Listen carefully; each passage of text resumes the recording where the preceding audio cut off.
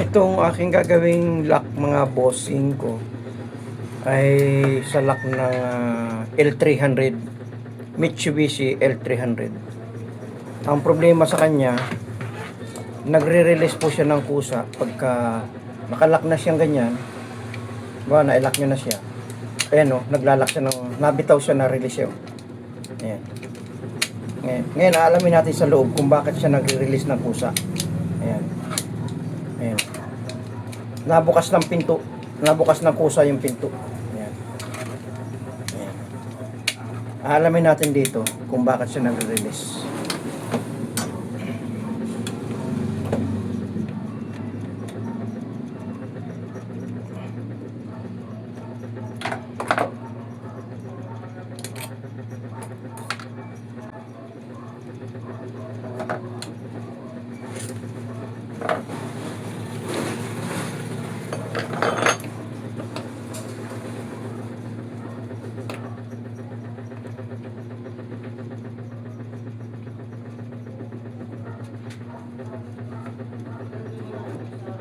Maayos naman yung spring niya. Ito yung spring niya.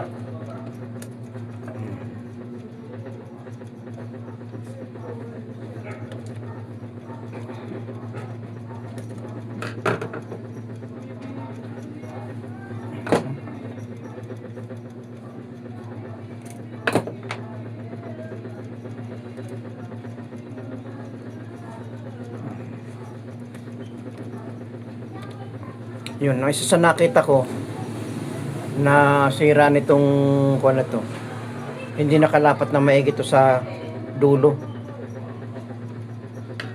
Dito sa dulo siya dapat nakalagay, nasa ibabaw lang siya, kaya hindi siya nabalik.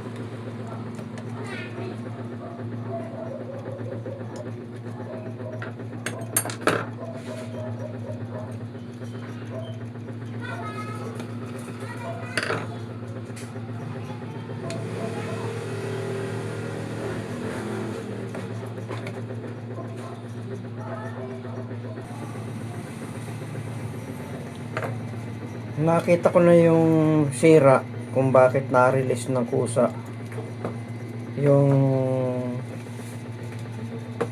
lock. Na-release siya ng kusa.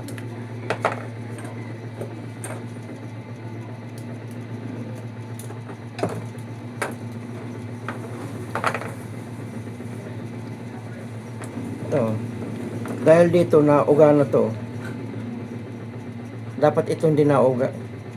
Kasi pagka uga na siya, ayan, pansinin nyo,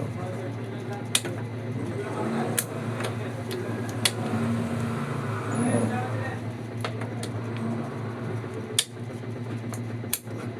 luwag na siya dahil dito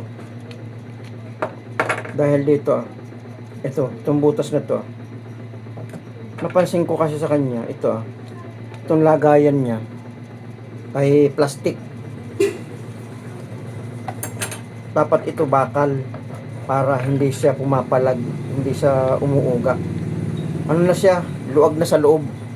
Yun ang nakita ko kung sira niya. Kaya kapag ito nilagyan ko dito ng pinakang washer na bakal, sisikip nga siya pansamantala, pero itong plastic naman ang luluwag. Meron ako ditong isang piyesag na kagaya, binuksan ko na siya. Ang pagkakaiba nilang dalawa ay bakal ito, itong bakal ito.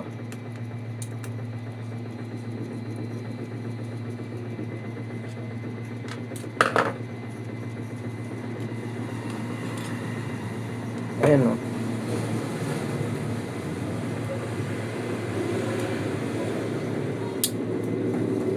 Ayan o. Pansinin ninyo, hindi masyadong nauga. Fix na fix pa siya. Maganda pa. Hindi kagaya nitong isa May kagaya nito na malaki ng uga talaga. Di ba? Kinumpir ko siya.